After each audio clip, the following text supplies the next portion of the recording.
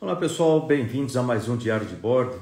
Hoje é dia 9 de maio de 2023, sempre um prazer conversar com vocês nessas manhãs.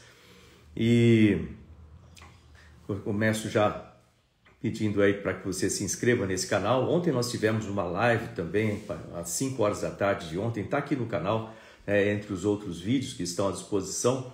E ontem foi uma live feita, né, lá dentro, lá no Senado, né, explicando o que foi feito nos 100 dias. Né? Nós completamos recentemente aí 100 dias lá no Senado, lembrando que no Senado nós começamos os trabalhos no dia 1º de fevereiro. 1º de fevereiro, às vezes as pessoas falam assim, poxa, mas vocês estão aí há tanto tempo. Não, não é tanto tempo, foram 100 dias, né? Passa rápido esse período, lembrando que em fevereiro a gente teve carnaval e tudo mais, mas 100 dias, e foram muitas coisas que foram feitas. Eu falei ali a respeito de vários projetos de lei, foram 56 projetos de lei que nós já preparamos no gabinete em 100 dias. Você vê, está praticamente um projeto de lei, um pouco mais de um projeto de lei a cada 2 dias. Recebi mais de 600 pessoas, muitas coisas foram feitas. Eu participo de 9 comissões, é uma correria ali dentro para poder atender a tudo isso. Foram mais de 40 relatorias minhas. Então você vê, mais de 100 dias, né? Agora nós temos aí muita coisa foram feitas durante esse período. Mas quer saber detalhe? Entra aqui, né? Na verdade, aí no @astropontes no Instagram, tá gravado esse vídeo, entra lá nos vídeos. Aliás, tem mais de 160 vídeos dessa série Diário de Bordo, também com muitos assuntos interessantes. Você pode entrar, olhar esses vídeos, recomendar para os amigos, compartilhar, assim como também precisa se inscrever aqui no canal para receber, quando eu entro ao vivo, para receber ali a notificação de que eu entrei ao vivo lá no sininho, tá ok, gente? Nós estamos nessa série de apresentações de mais de 90 dias falando sobre as realizações e projetos e programas do Ministério de Ciência, Tecnologia e Inovações, do Ministério das Comunicações, na época que eu era ministro. Por que isso é importante? Primeiro, para que vocês tenham conhecimento a respeito disso. Não é todo mundo que costumava seguir o Ministério, olhar os detalhes lá nas redes do Ministério, no próprio portal da transparência. Então, o que acontece é que existe muita fake news feita pelo próprio governo atualmente, né? Que o pessoal fala tanto de fake news, eles também fazem muitas fake news, o que é ruim para a desinformação da população em geral, ou falando que as coisas não foram feitas durante o governo Bolsonaro, ou que as coisas estavam erradas. Então, da minha parte, da parte do Ministério de Ciência, Tecnologia, Inovações e de Comunicações, eu estou apresentando aqui para colocar a informação correta, com fatos. Aliás, tudo que eu falo sobre esses programas, vocês podem procurar na internet, nas notícias anteriormente lá, ou nas próprias instituições, para que vocês conheçam a verdade, né, e espalhem a verdade. Verdade é importante demais, certo? Então hoje eu vou falar sobre um desses programas. Vai ser bem simples esse programa para explicar, mas é um programa muito importante para o setor de radiodifusão. Então nessa primeira parte a gente já falou na parte de comunicações, falamos sobre o satélite geoestacionário de defesa e comunicações, nós falamos sobre o programa MCTIC Conecta Brasil, levando conectividade por fibra ótica para o Nordeste, para o Norte, para o Centro-Oeste, e outros tipos de conectividade, como rádios, antenas para distribuir internet no campo. Nós falamos aqui também a respeito da multiprogramação que nós instituímos nas TVs digitais. Nós falamos a respeito de como é importante levar a comunicação também, ou telecomunicações, né, através de vários meios, como satélite, fibra ótica, rádio, 4G, 5G. Nós falamos a respeito do 5G também, da implementação do 5G, toda a estratégia de implementação. E hoje vamos para a área de radiodifusão, para falar a respeito do programa Mosaico. O que é isso? No Ministério de Comunicações são 2 secretarias, Telecomunicações que cuida de levar sinal de internet, por exemplo, para o país todo, e a parte de radiodifusão, que isso envolve TVs, rádios e etc. Nessa parte de radiodifusão, quando eu cheguei no Ministério em 2019, só um pouquinho.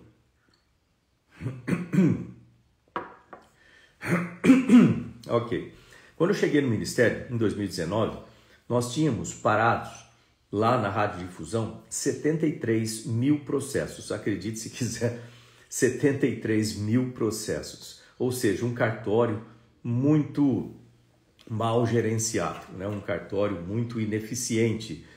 E aí, para resolver esse problema, eu fiquei 1 ano e meio com o Ministério das Comunicações, de 1º de janeiro de 2019 até 10 de junho de 2020. Eu iniciei lá em 2019 um trabalho de otimização dos processos internos. Com isso, nós reduzimos de 73 mil processos em menos de 1 ano para 43 mil processos, ou seja, nós resolvemos 30 mil casos, o que é importante, né? Mas não o suficiente. 43 mil casos é ainda demasiadamente ineficiente. Os processos, as pessoas entravam, por exemplo, para pedir a renovação de outorga, renovação de alguma coisa, demorava 5 anos, 10 anos, o que é um absurdo isso aí.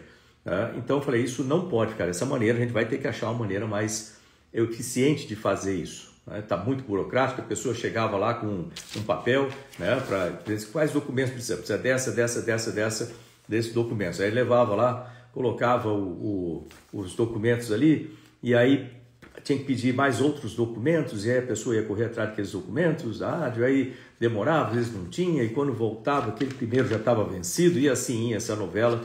Eu fiz o primeiro fórum, nós criamos os fóruns da radiodifusão no Brasil, né? Então o primeiro fórum e o segundo foram feitos por mim, né, quando ministro.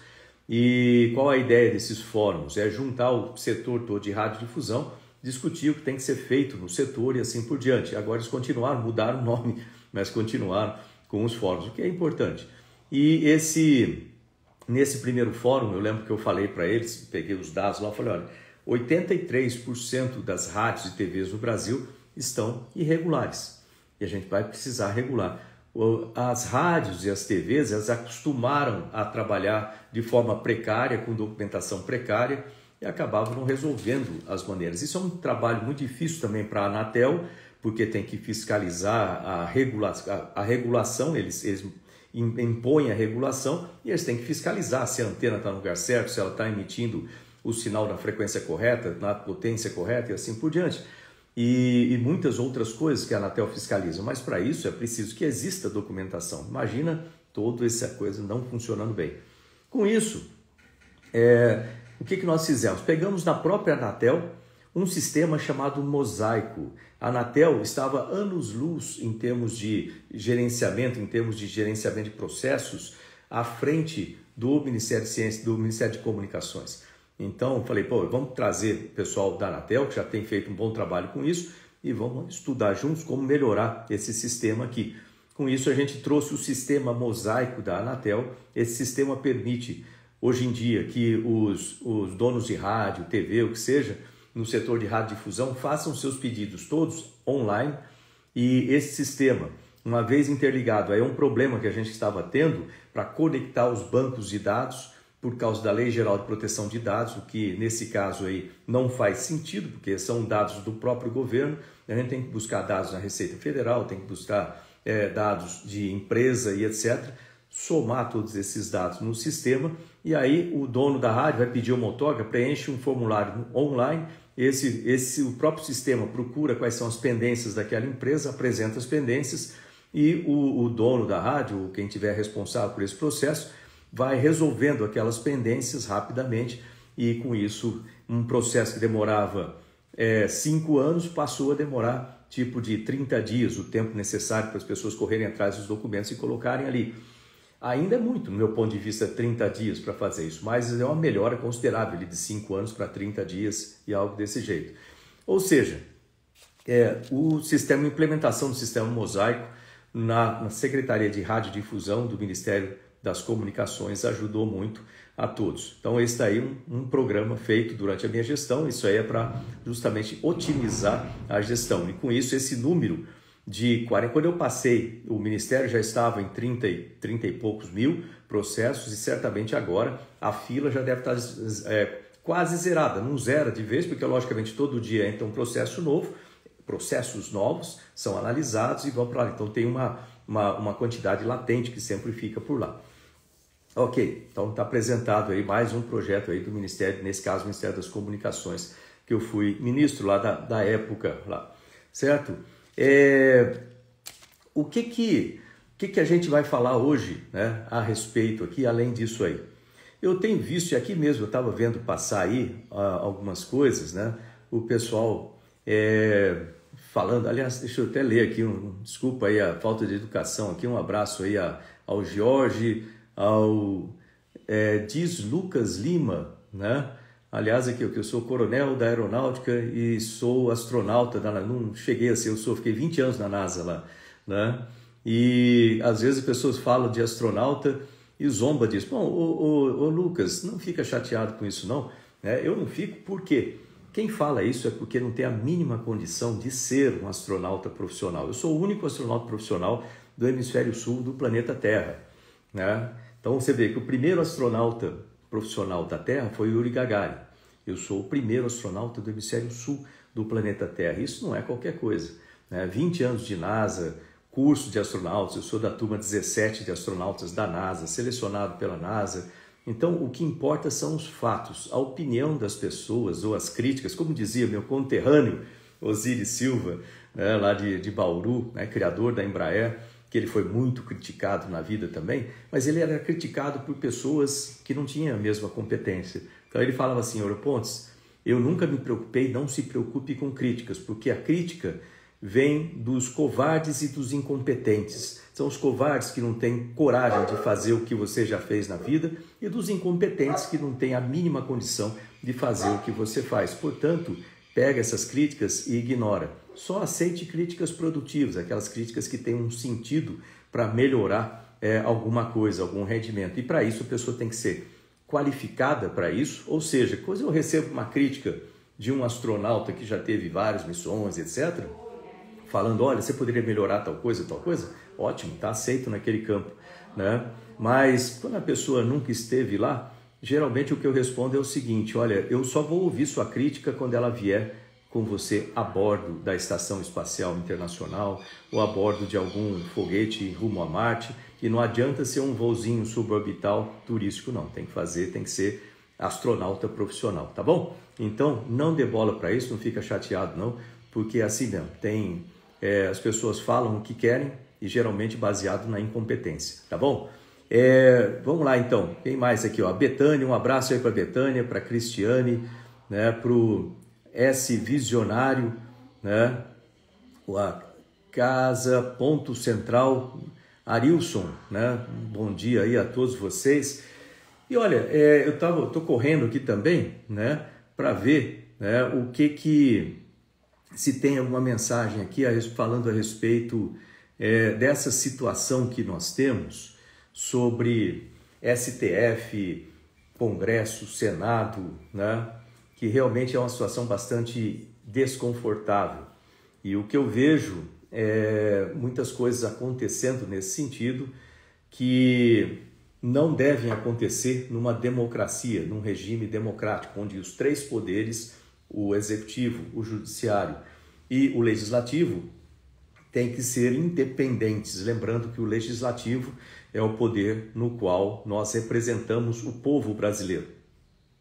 São 513 deputados, são 81 senadores, quase 600 parlamentares representando milhões de brasileiros. Então, o poder legislativo é aquele poder que representa numa democracia, que é o que a gente quer que tenha no Brasil, né? Quer que tenha no Brasil, presta atenção nessa parte, né? A gente quer que tenha democracia, o que não quer dizer que nós temos uma democracia plena, o que não quer dizer que se algum brasileiro, algum grupo de brasileiros preferir uma forma de governo monárquica, por exemplo, ou anárquica, que ele está cometendo um crime. Não, as pessoas, numa democracia, num regime democrático verdadeiro, as pessoas têm direito de ter as suas opiniões, têm direito de ter os seus pensamentos, expressar os seus pensamentos, se manifestar a respeito de alguma coisa, desde que não quebre nada, desde que não agrida ninguém, desde que não prepare um golpe para mudar as coisas. As pessoas têm direito, né, de pensar de forma distinta. Faz parte da democracia. Né? A democracia é assim, é contraditório, é perfeito, é permitido. O contraditório nunca pode ser proibido, você tosar a liberdade das pessoas. É isso que eu tenho defendido e bastante lá no Congresso. Se vocês têm acompanhado isso aí, vocês devem ter visto bastante isso aí, eu falando isso aí lá no Congresso. Agora, eu vejo muitas manifestações das pessoas, tem gente perguntando da CPMI. Hoje eu não vou falar da CPMI, né? Que a CPMI já está em andamento. Eu não vou falar sobre a CPMI, eu vou falar aqui a respeito, que eu vejo muitas vezes o pessoal perguntando assim, por que vocês não, sei lá, do Senado, o Senado não toma uma atitude e causa o impeachment de um ministro do STF? Né? Por que você, como senador, não vai lá e pede o impeachment do Alexandre Moraes ou de algum ministro de lá do STF? Assim, gente, deixa eu falar aqui uma coisa para vocês a respeito dessa situação do impeachment. É bom, porque a gente tem que trabalhar com fatos, tem que trabalhar com o pé no chão. Né? Eu sou astronauta, mas eu gosto muito de ficar com o pé no chão. Né? A gente não pode querer ficar sonhando com as coisas sem perceber o processo como um todo. Então, deixa eu explicar para vocês como que é feito um processo de impeachment de um ministro do STF, né? Para que vocês entendam tudo que envolve isso aí e como que esse processo tem que ser feito, se precisar ser feito de uma maneira séria, de uma maneira que não leviana. Não é por qualquer coisa que você faz um impeachment de um ministro do STF, ou de um presidente da República, ou de um governador de estado, ou de um ministro de estado e assim por diante. Tem que ser feito da maneira correta, dentro da lei, como foi feito no caso da Dilma. Não foi golpe, aquilo lá obviamente foi feito com a Constituição, foi feito com o processo legal, feito pela lei. Então eu fico vendo aí também outro tipo de fake news, o pessoal do PT falando, foi golpe, não foi golpe, coisa nenhuma, que lá foi feito da maneira correta, da maneira prevista na lei, então não foi golpe, certo? Golpe é o que às vezes a gente ouve falar aí, que eu vi eu espero que não seja verdade. Hoje ele vai estar lá no Congresso do ministro da Justiça, né, o Flávio Dino, falando que não precisa do Legislativo, que pode passar direto do Executivo para o Judiciário. Isso né, você querer instalar um golpe no país quando você tenta eliminar um dos poderes. Então isso não pode, isso é golpe, né? Isso é uma tentativa de golpe, isso tem que ser investigado, isso aí tem que ser julgado e assim por diante. Isso aí pode dar um impeachment, inclusive para o ministro Flávio Dino, lá da Justiça, e vai ser analisado pelo Congresso, vai ser julgado pelo Congresso se chama esse impeachment ou não. Mas hoje a gente está falando sobre impeachment de ministros do STF. É possível? Primeiro, é possível ter um impeachment de um ministro do STF? Sim, é possível. É possível ter. Mas existem, dentro da lei, algumas razões para que isso seja estabelecido. Então, vamos começar por aí. Primeiro, quais são essas razões? Lembrando que não pode ser nada leviano, tem que ser feito de maneira correta, com provas e tudo mais. Mas, vamos lá. Então, quais são essas possíveis razões? Primeiro, se o ministro, depois de ser decidido alguma coisa no plenário, né, ter batido o martelo, vamos dizer assim, publicado, o ministro tentar alterar o seu voto. Isso não pode ser feito. E, obviamente, não vai ser feito. Seria uma coisa muito ilógica o ministro querer fazer isso depois de ter participado de um julgamento e todo o plenário lá do STF decidir e publicar. Então, para que ele vai alterar o voto depois? Mas essa é uma das razões. Que eu acho meio sem sentido, mas tem aí. A segunda é se ele participar de um julgamento de forma suspeita, ou seja, se ele tem interesse naquele julgamento e participar, né? Ou seja, ele tem suspeição e participar do julgamento. Então, também é outra razão. Terceira razão, se ele tiver participação político-partidária. por exemplo, né, se ele for lá fazer campanha para um presidente, para alguém, né, ele não pode fazer campanha, tem que ficar fora da política. Os ministros do STF têm que trabalhar independente da política. Por isso que eles têm todas aí umas condições especiais de trabalho. Então eles têm que ser independentes, não pode ter nenhuma participação político-partidária, logicamente. Quarto, o ministro não pode ser negligente com o seu trabalho, assim como qualquer servidor público, ele não pode ser negligente, né, com o que ele estiver fazendo. Tipo assim, negligente, entenda por não fazer. Em outras palavras, às vezes o pessoal fala prevaricação também, ou seja, não pode ser negligente com o seu trabalho. E quinto, né, o ministro ele não pode, no caso de qualquer servidor público, né, especial também de ministros, e ministro de Estado, presidente, existe o que a gente chama de decoro. Ele não pode fazer alguma coisa contra a ética, contra o decoro, contra a honra, né? Então, desculpa, a garganta ruim, mas isso também seria uma causa de impeachment. Então, você vê que são 5 causas previstas na lei.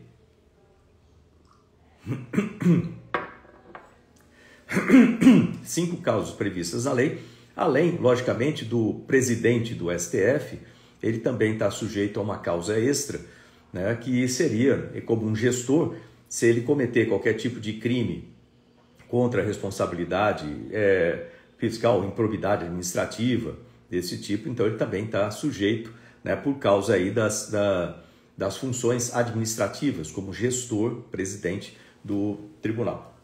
Então, a gente viu aí que são 5 causas em geral e mais uma causa aí para o presidente, certo? Dá para notar que não é uma coisa muito simples, você vai ter que provar isso aí também, né? Provar isso. E como é que acontece esse processo? Eu até escrevi algumas coisas porque é um processo longo, né? Então, tudo começa com uma denúncia. Tudo começa, por exemplo, o impeachment de um ministro do STF começa com uma denúncia. Quem pode fazer essa denúncia? Qualquer cidadão brasileiro pode fazer essa denúncia. E essa denúncia, ela é feita, né, em forma de petição, e essa petição ela tem que ser, obviamente, registrada, né, da maneira correta na lei, e a apresentação junto com essa petição tem que vir também os documentos comprobatórios, né, daquela falha, daquele crime cometido pelo ministro do STF dentro do que está previsto aqui como razões para impeachment de um ministro do STF, previsto na lei. E tem que vir essas provas anexadas. Se não houver prova material, se for testemunha, tem que ter pelo menos 5 testemunhas, né, também anexadas, não testemunha, né, logicamente o nome das testemunhas anexadas ali no processo. Ótimo. Essa denúncia ela é enviada para o presidente do Congresso ou o presidente do Senado. O Senado é o órgão competente para fazer isso. Vai então para o presidente do Senado. Só para que vocês saibam, existem dezenas de denúncias que vão lá e aí o presidente do Senado tem que decidir se aceita ou não aceita, se acata ou não acata aquela denúncia feita. Então, vamos chamar assim, pedido de impeachment de um ministro do STF. A partir desse momento que o presidente recebe aquilo, como que ele vai fazer para decidir? Presidente do Senado, no caso, o senador Rodrigo Pacheco. Então, ele tem uma tem uma pilha dessas denúncias lá, né? O que ele faz? Ele vai chamar uma comissão, existe um grupo, né, da advocacia ali do Senado. Essa advocacia do Senado, ela vai analisar aquilo quanto ao mérito, se aquilo faz sentido, se não faz sentido, legalmente falando, ou juridicamente falando, e a advocacia vai dar um parecer para o presidente do Senado. E ele pode seguir ou não aquele parecer da advocacia. A advocacia vai falar assim, realmente faz sentido jurídico isso aí, pode dar prosseguimento, ou vai falar isso aí não faz nenhum sentido jurídico, tem que ser engavetado, isso aí tem que ser arquivado. Ótimo. E aí, a partir daquele momento, supondo que o presidente do Senado aceite, que a consultoria jurídica fale, ok, isso aí procede, e ele aceite aquilo, tem que essa parte ele aceita, então você vê que está muito na mão do presidente do Senado também.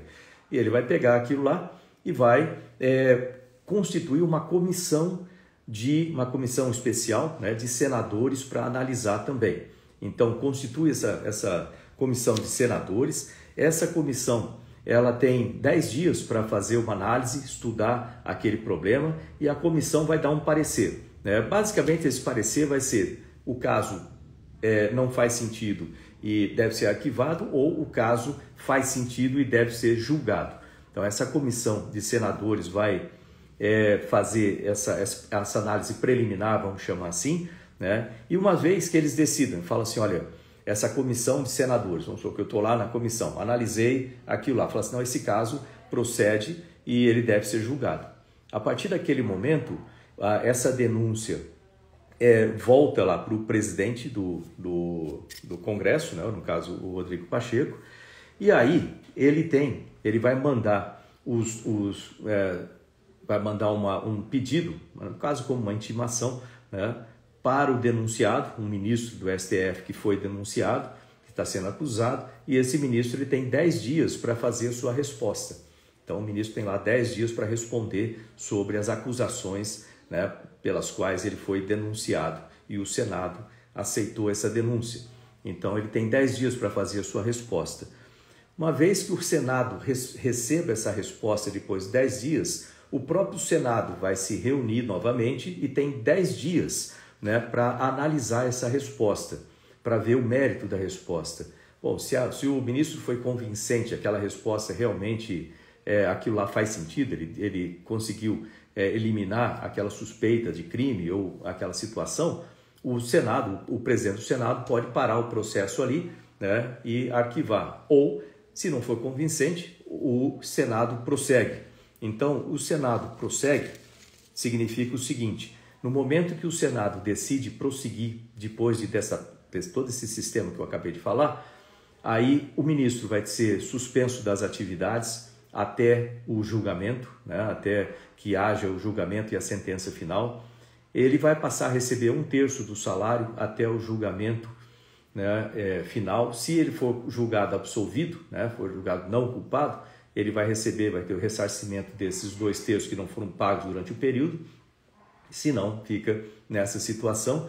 E ele também, obviamente, ele passa a ser sujeito à ação criminal também sobre aquilo, dependendo do tipo de crime, certo? Então você vê que o processo está continuando, não é um processo simples. Ok, feito tudo isso, vem a fase de debates, né? Como é que são feitos esses debates? A acusação, né, e a defesa do ministro, eles vão se preparar para os debates. Então vão pegar as documentações, levantar testemunhas, aquela coisa toda. Então vai ter toda a preparação para os debates.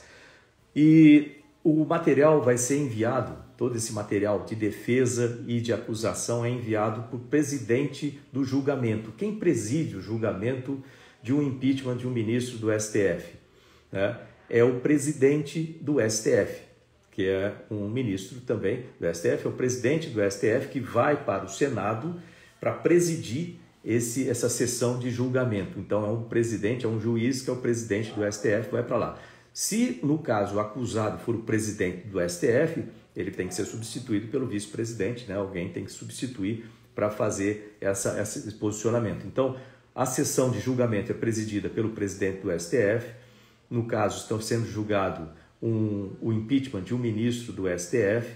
A acusação e a defesa já prepararam todo o material, já foi enviado esse material. E aí, a sessão de julgamento onde vão ser feitos os debates e onde vai ser feito o julgamento do ministro do STF. Como que é feito esse julgamento?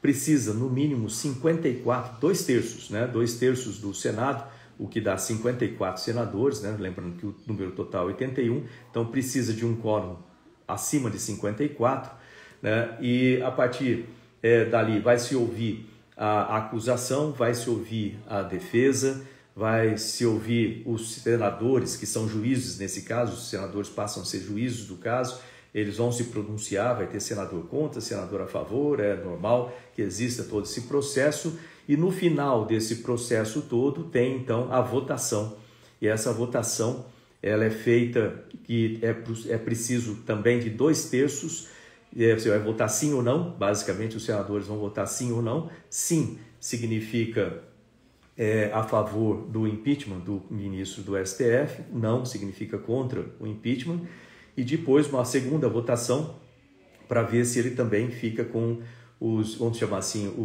fora do serviço público por 5 anos. e aí termina o processo. Vamos supor que 54 senadores votaram sim ao impeachment, o ministro então é afastado, né? O resultado disso é publicado, o ministro é afastado e pode perder também o direito de trabalhar no serviço público por 5 anos.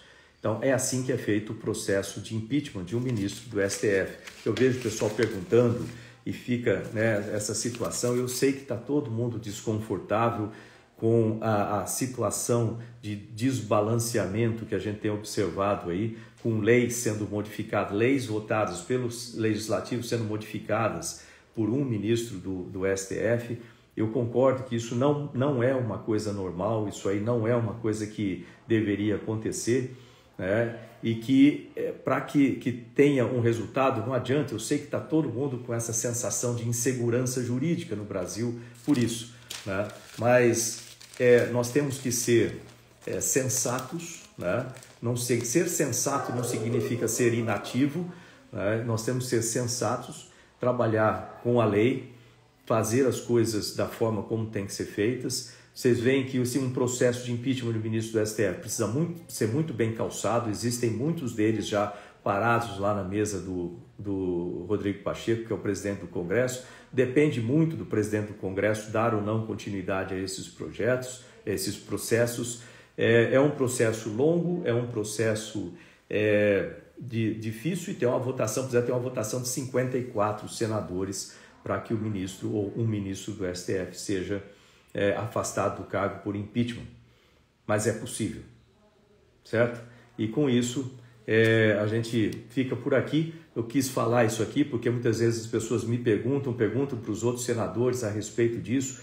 Por que vocês não iniciam um processo de impeachment? Por que isso não foi feito? Então, saibam que muitos desses processos já existem, já estão lá, aguardando definição do presidente do Senado. Mas, de novo, eu ressalto o seguinte: não pode ser leviano quando a gente fala sobre isso. Nós estamos falando de um ministro ou de ministros do STF, que é a corte mais alta do país. É importante que cada um de nós que ocupamos cargos públicos tenhamos ciência da responsabilidade que nós temos com a população brasileira numa democracia, num regime democrático. Eu vou ressaltar isso, num regime democrático. É importante que nós utilizemos as leis, a Constituição, que todos, sem exceção, seja do Legislativo, seja do Executivo, seja do Judiciário, obedeçam à Constituição. É importante que nós tenhamos ética ao tratar dos assuntos públicos, ao tratar, né, das leis. É importante que cada um de nós, né, tenha responsabilidade esperada por um agente de governo de alto nível, como um ministro de Estado, como um presidente da República, como um senador, um deputado, como um governador, como um ministro do STF.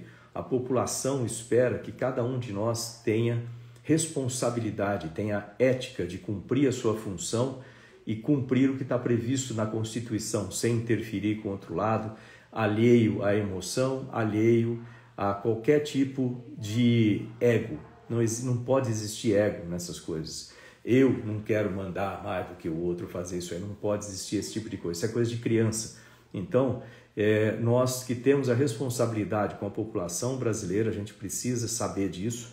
E é muito mais fácil, em vez de passar por todo um processo complicado como esse, seja de um impeachment de presidente, como a gente já passou no país, impeachment de um ministro do STF, impeachment de ministro de Estado, etc. É muito mais fácil, muito mais saudável, muito mais ligado, vamos dizer, muito mais alinhado com a democracia, o que se espera da responsabilidade, da ética de cada um de nós, que nós façamos as coisas corretas como pessoas que carregam a responsabilidade de fazer um Brasil melhor para as pessoas do nosso país. Então, é o que eu conto, em vez de contar com processos de impeachment, o que eu conto é com o bom senso, o que eu conto é com a sensatez, com a ética, com a responsabilidade, honestidade de cada um, seja político, seja ministro de STF, seja parte do Executivo, ministro de Estado, etc. A gente conta com isso aí, com a sensatez, com a responsabilidade, com a ética de fazer o seu trabalho e só o seu trabalho, sem interferir no trabalho dos outros. É isso que eu Espero e é isso que eu deixo aqui para vocês, tá? Um grande abraço, vejo vocês amanhã em mais um Diário de Bordo. Até lá, tchau, tchau.